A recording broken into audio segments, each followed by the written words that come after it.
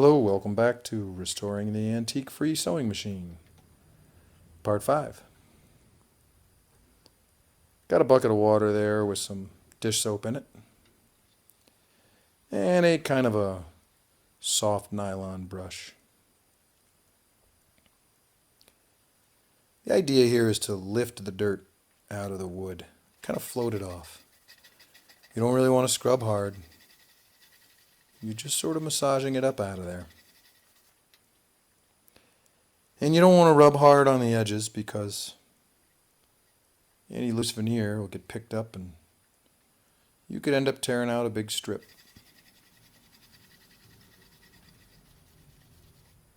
So I just keep washing and wiping until the sponge starts coming up clean. Once the sponge starts coming up clean, I'll switch over to a towel.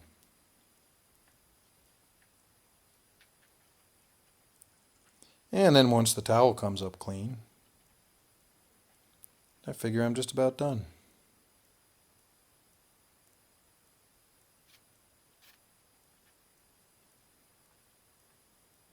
The horizontal surfaces are really the ones you got to worry about. The vertical surfaces usually, unless they've been stored somewhere really horrible, they're usually not that bad. All the dirt settles onto the top, but the sides are kind of protected. They're up under the top, and there's not too much can sit on them.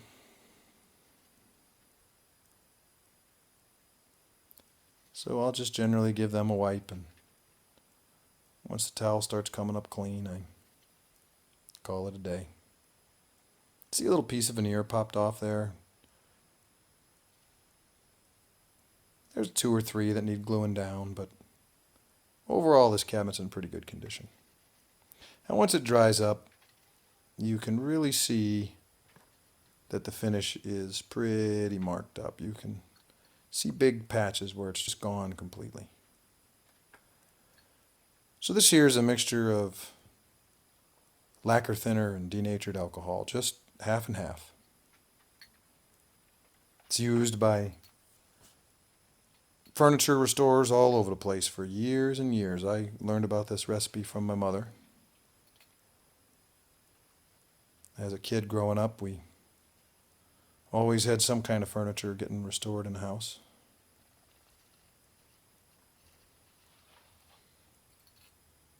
And it's as useful now as it ever was. It'll soften the finish up and just kind of move it around a little bit. It'll strip a piece if you really want to. You can rub all the finish right off a piece with that mixture, but I don't really want to rub it off. I just want to move it around a little bit, even it out. You can see just with one pass, it took all the missing finish and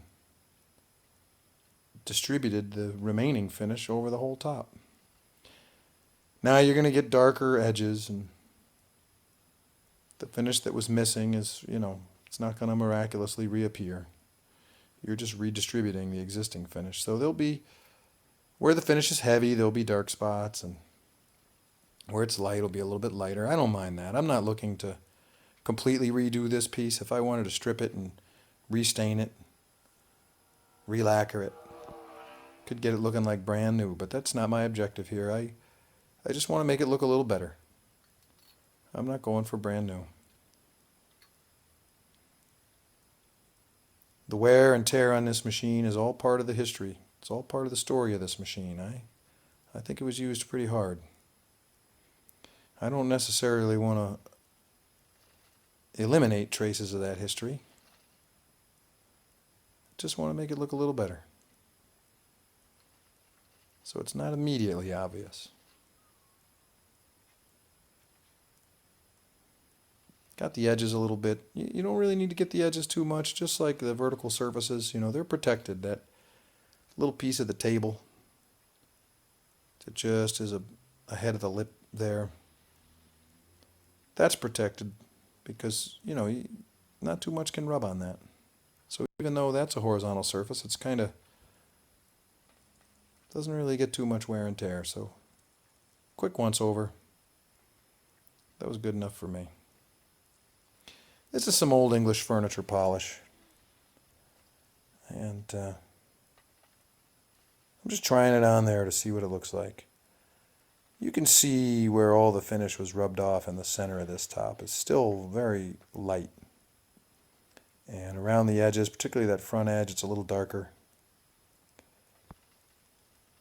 So I was just polishing it up. Well, after polishing it up, I decided I could do a little bit better. So a little bit of that half and half mixture in a jelly jar. A couple of shots of Minwax. This is 210B Golden Oak. And again, I don't want to restain this piece. That's why I just put a little bit in the mix here. I just want to tint it. I don't want to... I'm not trying to eliminate this wear. Just want to blend it a little bit. And you can see on that side that I just started working on that instantly blends it just a lot better. You know, you can still make out that the back side of that is worn heavy. Still makes you wonder what went on back there. They wore that finish out like that. Was that a pin cushion maybe? Sliding around back there? On the left arm, you can see a heavy wear there as well, and I'm not sure what that's about. It had to be while it was being used as furniture, because with the lid open, you wouldn't have any access to that. Or maybe the lid just wears enough that it caused that. You know, there's no support on this lid. It just flips open and hangs out there. It's not like some of the other cabinets that have a little spring-loaded arm that come out. This just hangs right out there.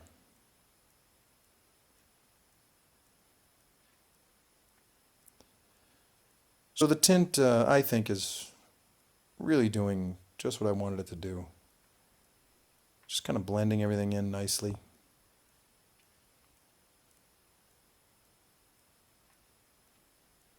This is starting to look a lot better to my eye.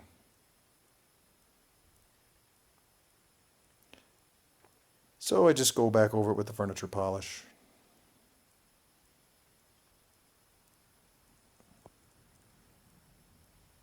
And it looks a lot better this time. It's all sort of tied together. You can see little rings on the right side there. There's a couple little rings maybe where someone was placing an oil bottle. And on the left side there's a dark stain where something happened as well. Just opened it up here to get the edges around the inside. I want to catch those drips. I don't want them sitting in there.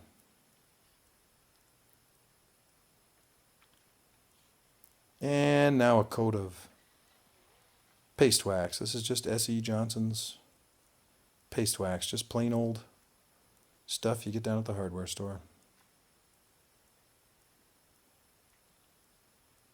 Get a nice coat of that on there.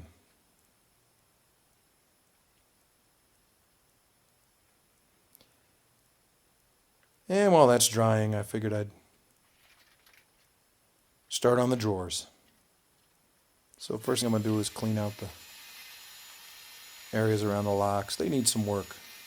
Particularly on this side, the lock is hanging up for some reason.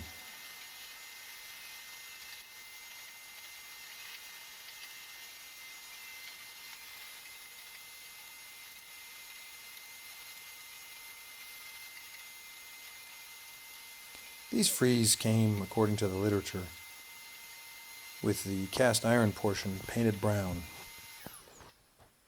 The neat thing about that is you can't really tell in the picture here, but if you're up close on it, you can kind of see that those legs are rusty, but you know, the fact that they were painted brown originally, they look pretty good. Kind of blends in with the rust pretty well. So I may just oil them up, let them go.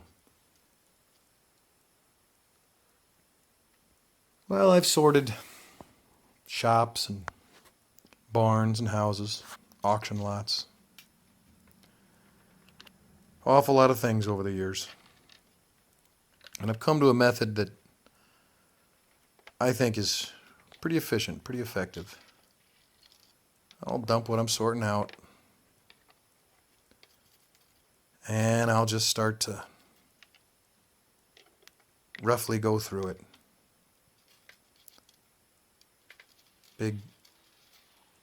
Big chunks of stuff I'll start to move aside. In this case, I'm moving a lot of buttons.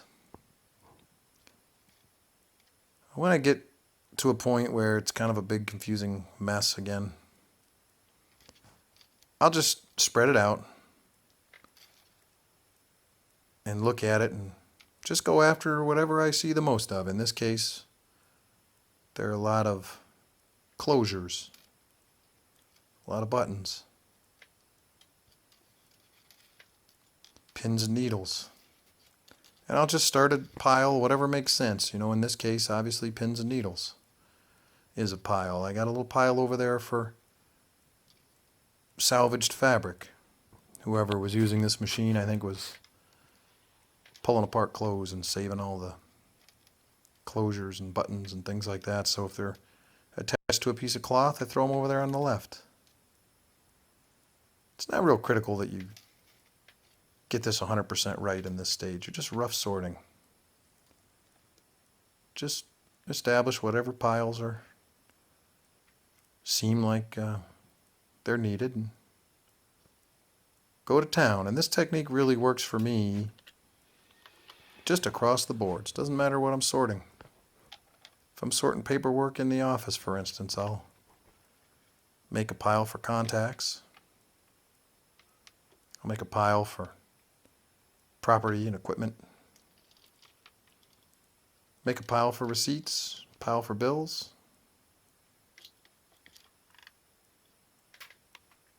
I'll just start sorting.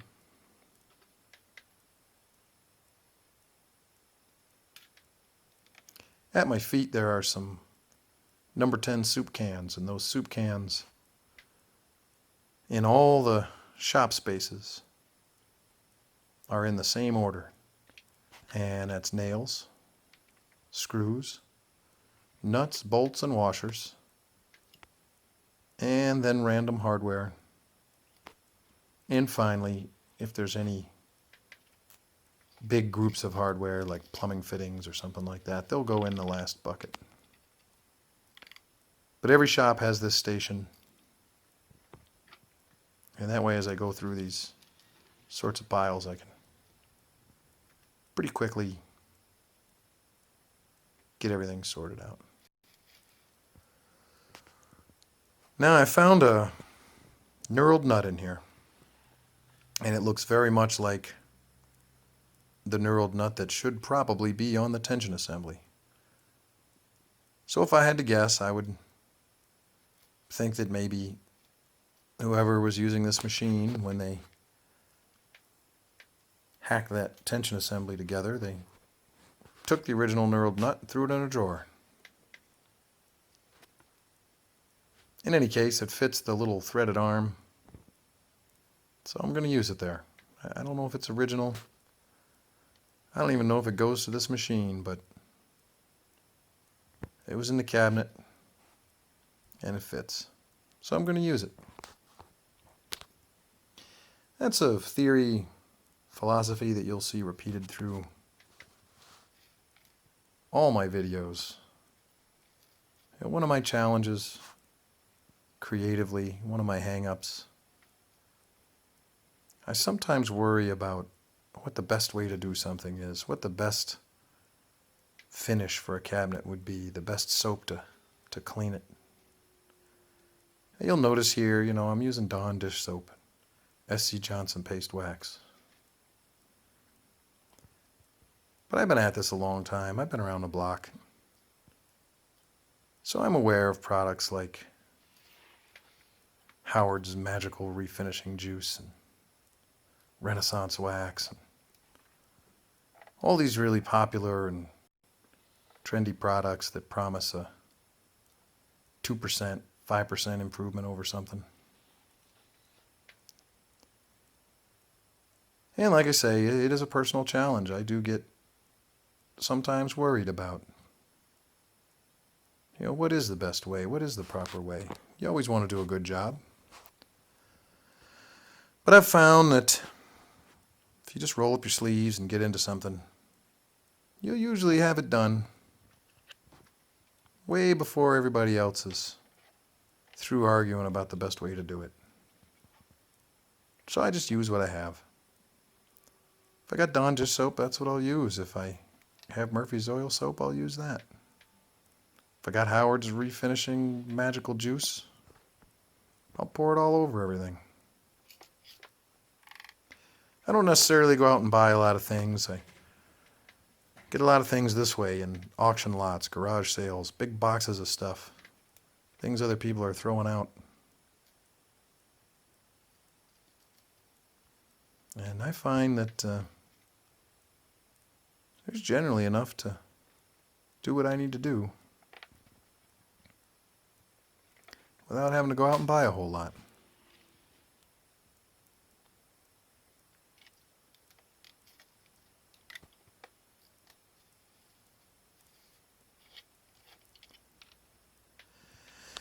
Well, I lost count, but I think this is the last drawer here. Just getting everything finalized and pulled on out.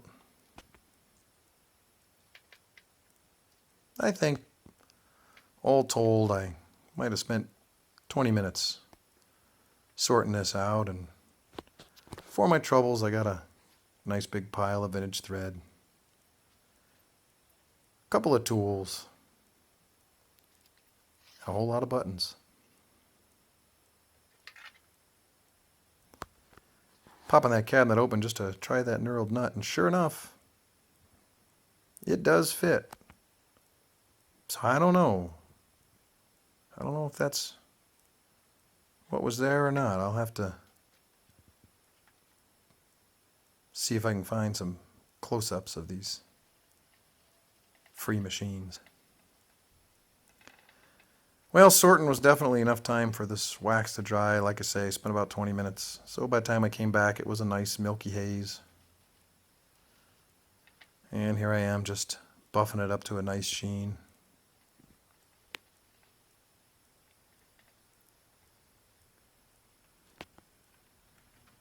Considering I didn't have to pull anything apart or strip any finishes off or anything, reglue any veneer really. Few pieces, but nothing major. I think it came out pretty well.